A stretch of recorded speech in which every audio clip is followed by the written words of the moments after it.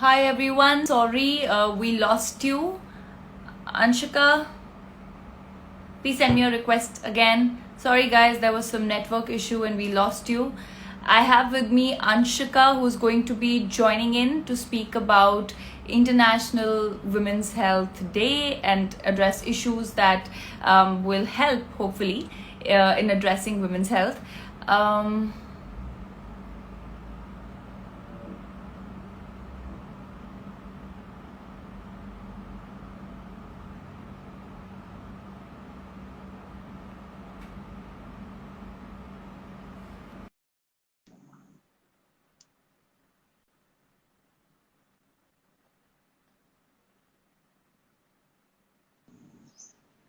Hi Anshika. Hi, finally. Wow. I feel like I'm seeing you Finally, after, wow. wow. I feel like I'm seeing you after This so many months. It feels like I years know. actually. I But know I'm we so live a lane apart and we still have not been able to see each other. Is this the longest that we haven't met? this is the longest. This This is is the the long this longest. is the longest. And it feels like years. But I'm so happy to see you right now. And I'm really, Like yeah. likewise. And like I was saying, guys, that Anshika is my yoga guru, if I may say so. And today, being International Women's Health Day, I thought, it's all about addressing issues that affect a woman's health and well-being. And who better than Anshika to answer a few questions that you guys have already sent us. But let's start from the importance of health, Anshuka. Today more than in today's day and age and the times that we're living in, there's been a lot of focus on health. So, what is Mhm. health according to you, and why is it important for people to address it? Uh, Especially during these times, obviously health is of the most importance because health is a 360 degree of how you're really feeling, how your body is feeling, how your physical body is feeling, your emotional body, your spiritual body. So it's really important to understand that we are an amalgamation of it all. Correct. Of course, being healthy has always been important. Now more so ever, we give it more importance because of this pandemic. But I think what's really important to understand that your emotional body, your spiritual body, all of that plays so much of a role in your immunity. So right now more than ever, what we really need is immunity, and we need that strength to fight. Your body Right. needs that. So as much as people are stressing, and of course there is always so much bad news, it's so important to really pause and check in with your health, because in turn what you're really doing is improving that immunity of your body, whether it is your Correct. mental immunity, your physical immunity, your spiritual immunity. It's a whole 360. So when it's a Correct. 360 of immunity, it's really fighting back, and that is going to help us for now survive, breathe. Right. And what is really important to also understand is just waking up every morning for that extra day, living, breathing. Today is being healthy. So you have to be um, well-being more than wellness, your own Yeah. personal well-being. You have to do your check-ins. How are you feeling? Are you feeling anxious? If you're feeling anxious, it's all right to feel anxious. We are going through a pandemic. This is the first But time how do that we address it? the only way The to do is, question is yeah, that. to pause, to check in, and do little things. So I'm going to share it with a personal story. So for me, I think the second wave, like this year right now, has been harder than last year. Yeah. This year, it's not only about people that we hear of passing away, or right now we are losing, it's like a 1 degree of separation. So Right. what I really understand is, there are doctors, there are frontline workers that are doing all the hero stuff all out there. What's Right. important is how can you help, and how can you help yourself. So starting with yourself, I think it's important to wake up in the morning, have a routine, have some discipline. And if you don't want to do anything, that's fine. But even just going out, I'm just going to give you a few tips that really help to increase one's well-being. We can talk about so many fancy things, but the most important thing is to wake up and go out, even if it's your terrace, or pop out of the window and get a little bit of sunshine. I think Yeah. start with that. Automatically, start with thinking about something positive. So that's going into your more emotional body. So once you Right. start thinking positively, you start feeling positively. You know, so Yeah. these are Yeah. small things we can talk about. Yes, you must exercise, 60 minutes and eat right, and so many other things that people already know. But I think what's really important are these little things to really pause and check in. It's okay to not be okay. That's Yeah. I feel like right now we're all feeling guilty to feel happy. If I have a happy day or I'm smiling, I feel guilty. I'm like, why am I smiling when there's so much death? There's illness. What is going on? Am I doing something wrong? But then I realized that it's really important for me to be healthy, because once I am healthy, that's the only time I can impart health and my knowledge, my limited resources of knowledge. And now coming to yoga, I feel like yoga is such a tune in. Actually, more than me, Rakul, you should be answering this question, to be very honest, because you are such a, no, it's true. I always say that I think you're my top 5 most motivating people. If I need motivation, Oh, you are one of the people that I seek, right? Advice from, even when it comes to health. So I think I remember we discussing about your body is your yeah. first home, right? So when Yeah. we are cleaning a house and we are throwing out all the litter and Why don't we garbage, why clean don't the we do place we that? live in? Clean the place Yes. that we live in. And I've always I've always been a believer of that, Anshika, that the only place you truly live in is your body, and you addressed it very beautifully, that it's not just our physical body, it's our mental well-being, our emotional well-being, and a lot of conversation has begun on these things. But I think what will help people is understanding the importance of how yoga can help in doing that. right, Yes, there's a lot of guilt associated. Yes, there's a lot of pain that people are going through, and each one of us is hearing very disheartening news every single day. But how do you calm yourself? How do you inculcate possibly meditation? And I know that, and why I'm saying that is because I've said this over and over again. Guys, I was not a yoga person ever. I was somebody who thought yoga was really very boring till I met Anshika, and she sort of brought this calmness in my life. You sort of start questioning yourself, reasoning out, solving your own problems through meditation, through yoga, and it's become my sanity. So, can you tell our viewers, our people who are watching, how can they, through small practices, inculcate this peace at this point? so let's talk about meditation. Meditation is, you don't need to go up to the mountains and you don't need to isolate yourself. You can be meditating. Meditating is being present. We can be meditating right now. Meditating is all about being present, but usually with oneself, right? So there are small practices. I know Yog Nidra is one of the practices that you really believe in, which you can talk about. But before that, let me talk about a small thing like candle gazing, which is called Trataka, which is just, everybody has a candle. You just burn a candle and you watch the flame. So Yeah, while that illumination is happening with the flame, all you're doing is really focusing, but really you're going inward. So for meditation can be done in so many different ways, but the most important and the most accessible is your breath. So coming back to yeah, breath, why is breathing so important? Breathing right. We're breathing all the time. I always say it's the only constant that we have. Since the time we yeah, are born till literally your last breath is when you're breathing, and you should breathe right. I can talk about nervous system, sympathetic and parasympathetic, but I'm going to take it with to a yeah, very a layman term. We need to rest and relax. Your body needs to attain the state of relaxation. That is also a form yeah, of meditation. So when you breathe right, that's the nervous system that's being triggered. So when you right. inhale correctly, when you exhale correctly, there's no more stale air in your body. Let's look at this. If I take a deep breath in right now and I exhale, I'm inhaling for about 3 seconds, but I exhale for only 2 seconds, automatically there's some stale air that's left in my lungs, right? So I'm Right. not exhaling enough. Automatically, when I inhale again, I will have only 2 portions to inhale. So my breath is getting smaller. So what's really important with breath work is to understand that your inhalation and your exhalation should actually be equal.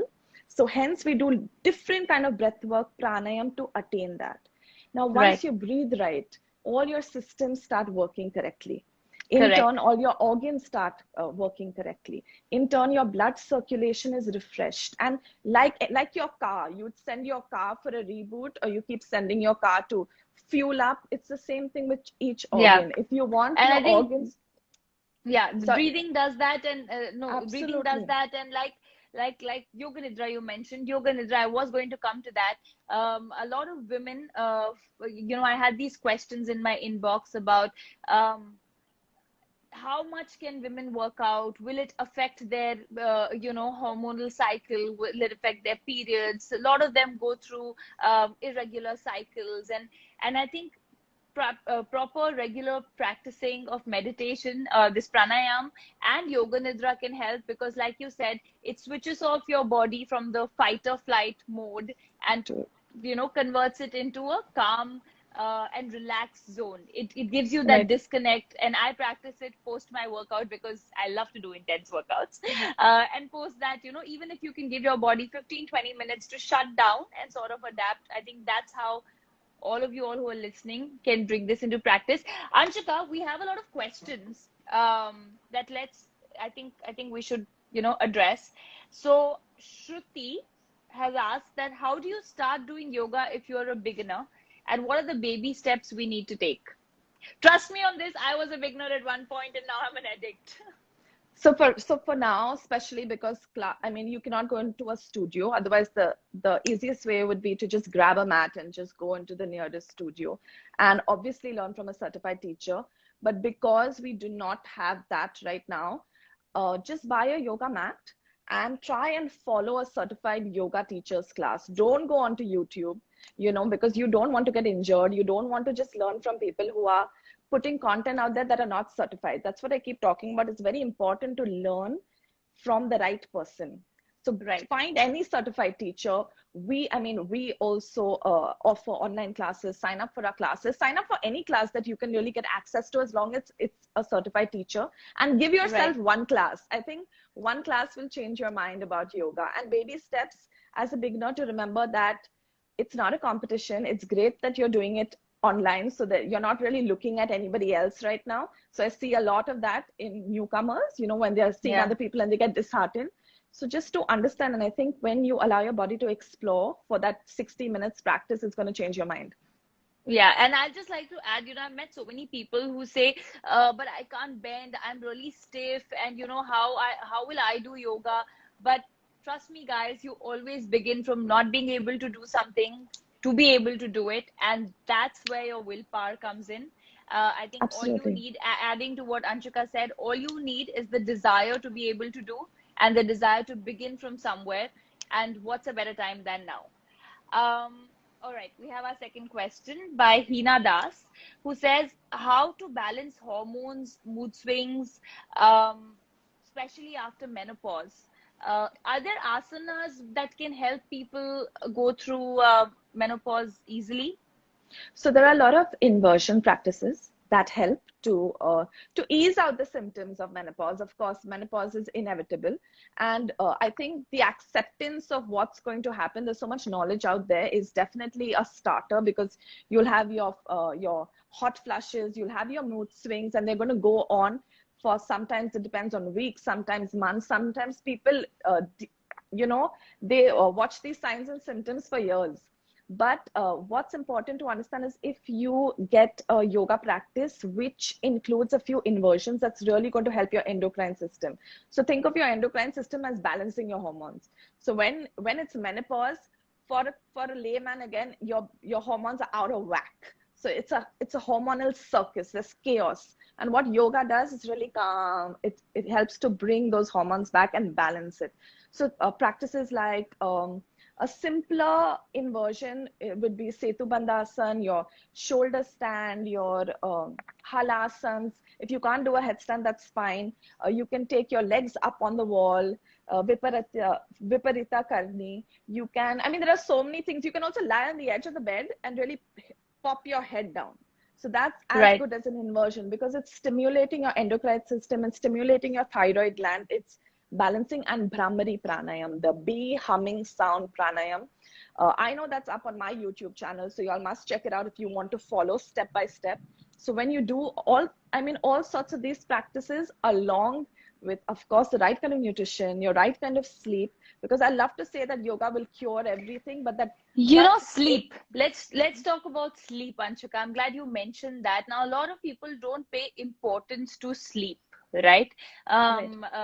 There is a certain way that our bodies are supposed to be tuned in with the circadian rhythm, Rhythm. and because of the lifestyle now, I personally feel that women are more sensitive to Mm-hmm. these things, because our bodies are made very differently. We're more in tune with how the vibration frequency, as you can say. So what is the importance of sleep? Can we talk about the repair that the body undergoes? How our body undergoes self-healing when we sleep, entering the REM cycle and all of that. Absolutely. So one thing to understand is that the energy. So what you were saying, the outside energy really affects our internal body. And what is happening, Yeah.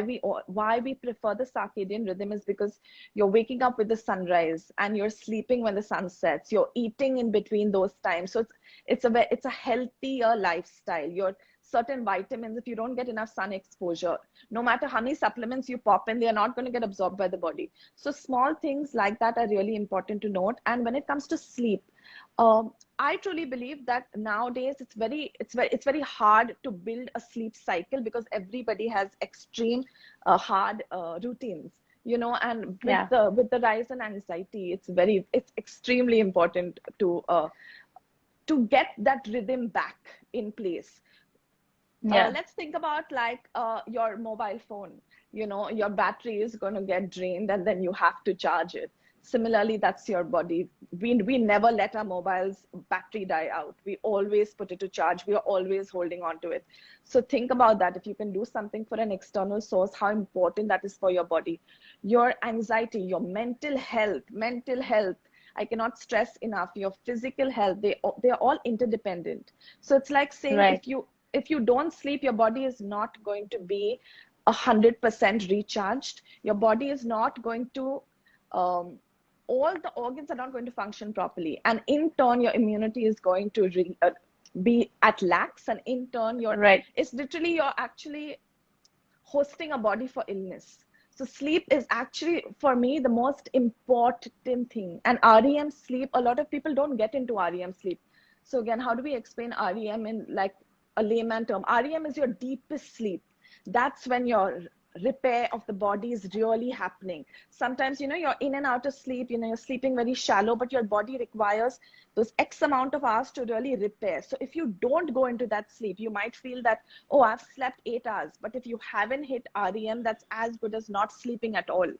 So Correct. one has to realize that they need to form an and everyday and routine and when for we and sleep. when we yes, and when we say repair work, guys, it means that every cell of your body Body. needs that recharging. You have to be able to give in the 6 to 8 hours. It depends, whatever makes you feel recharged for the morning. But please try to keep your phones and digital devices a little away from your bed, and try it out, and you will see that your energy levels will be higher. Your body will be more, just that there'll be a lot of internal strength, and which is what you need right now.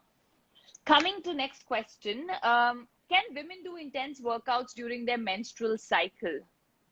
Guys, I think I'll let I Anshika think answer this. I think you're I think you're the better person to answer this question. I was gonna so take it away.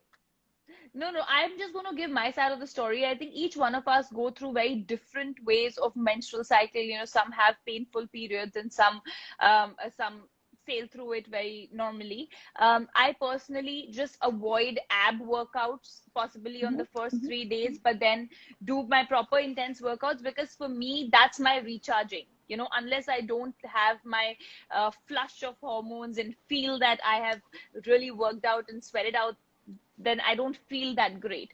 But I know that inversion should be avoided.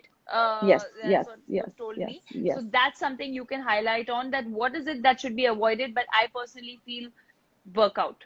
except for Right. if your body signals you, listen to your body. If your body signals you that you need to, then please go ahead. Right. So we are always working to take our energy towards from the tip, from the bottom of our body all the way to the top, right?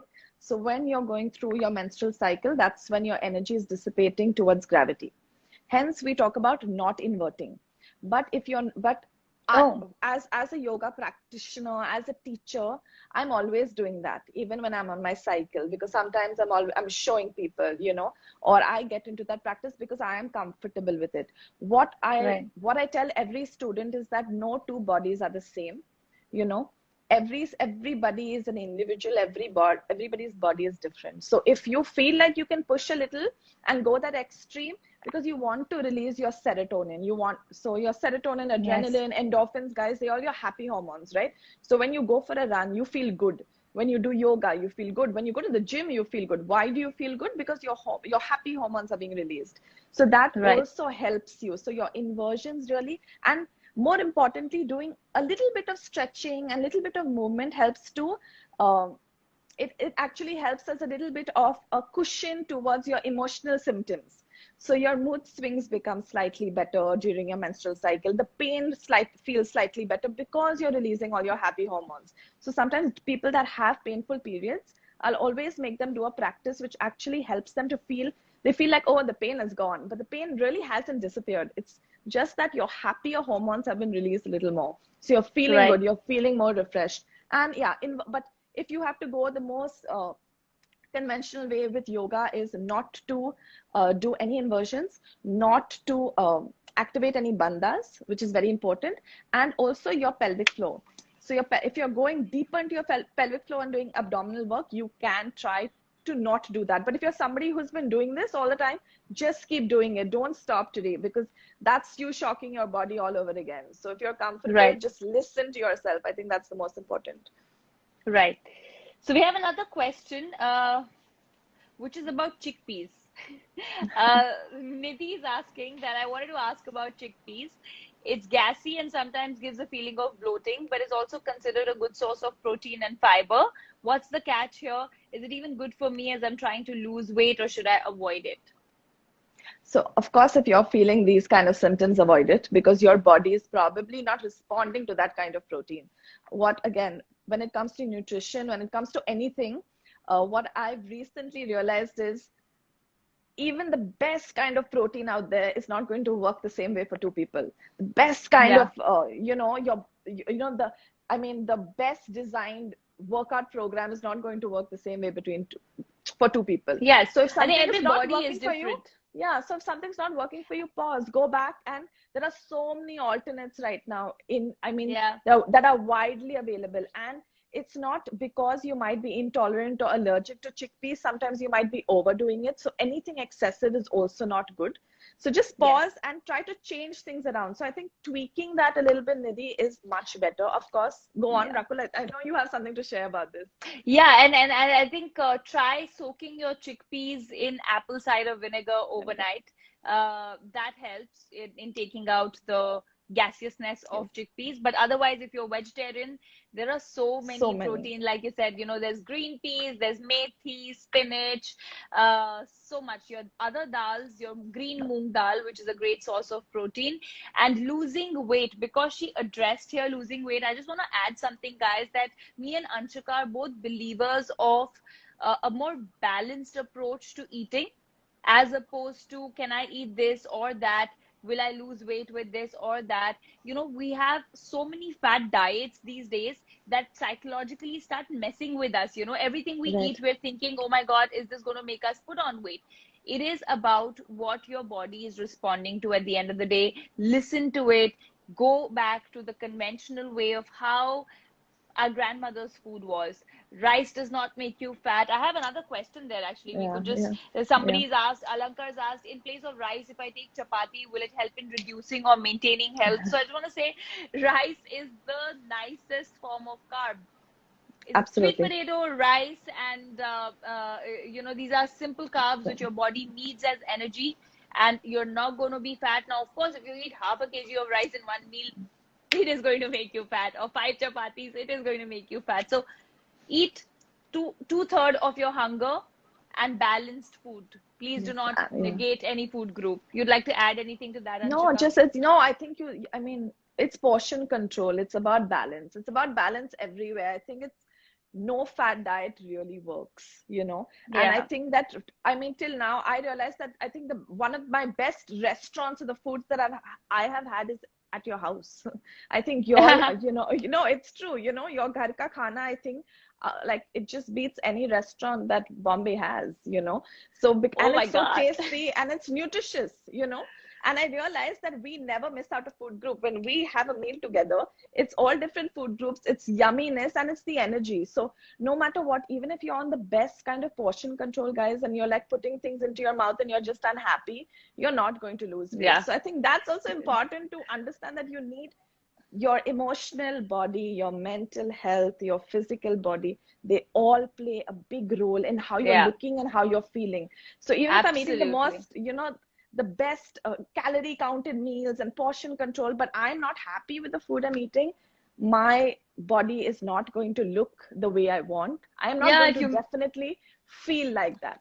So yeah. there is, I Yeah. If think this is somebody what we tells me, forget. if somebody tells me you have to eat salads, I'll be like, no, I'm angry. And with that sad face, you will never be Yeah, able to lose weight. So it absolutely. all Yeah. comes down to firstly, take out the word diet from your dictionary. It's all about healthy and wholesome eating, and see what works for your body, and reach out to a nutritionist if you need to. Right. All right, we're going to pick our last question. The Vijay Lakshmi has said that I've gone through 2 C-section deliveries and I'm facing back pain problems and neck pain frequently. Also, she continues to sit in front of a laptop for really long. So, what type of yoga asanas do I need to do, and how do I tighten the loose belly? So this is one of the most common, I mean, common complaints that I see a lot of postnatal, especially after C-section, women come to me. What's important to understand, guys, like you're already saying in your question, that you're still sitting on that laptop for so many hours or sitting on that computer. So take a few breaks in between, make sure you're walking around, create movement. Your body needs movement. Nothing that's just kept, especially your body, your skeletal system is going to continuously age. So that's important to understand. When it comes to yoga asanas, you can start with a few cat cow poses. You can start with a little bit of downward dogs. You can start with twisting. So open versus closed twisting. So you can literally twist your body. This is again something that I have on my YouTube channel. So it's better that you just go and follow, or if you can try to get into a simple beginner yoga class, or get like a teacher that helps you to twist your body, twist your spine. So the more flexible you are in your spine, definitely the more healthier and more flexible you are in your mind and your overall happiness. So what I've realized, especially after delivery, again you have a big hormonal change. So it takes a lot of time. Imagine you're going through it for 9 months, and and then right after that you go into working, where your body has hosted another body, a physical body that has been brought into life. I mean, you've given it life. So it's very important to understand that it takes a big toll on your skeletal system, which we forget. And Yeah. especially the people with C-sections, I know it's hard, I know it's harder, but you guys need to work a little more harder. We need to strengthen that core a little more. So start basics. And when you're on the laptop or computer, Vijay Lakshmi, get up every 30 minutes, walk around for 5 minutes. So every 30 minutes, you must get up, walk around for 5 minutes, hydrate as much as you can, eat nutritious food, and more importantly, just get into any routine. Find a certified teacher online or live, and just start a basic yoga class of movement. Even a few stretches will just help you to feel better. Yeah. And I I've was just going realized to that come to that. The neck stretches and the neck shoulder stretches, stretches. absolutely. And strengthening your core, strengthening Yeah. your core is so much more important, because we cannot really work on our abdominals and our core all the time when we are pregnant. So through Right. that time, your body is going into a lazy mechanism, when it comes to your abdominals. So we have to take a little while longer to strengthen it, but start from scratch. Great, great.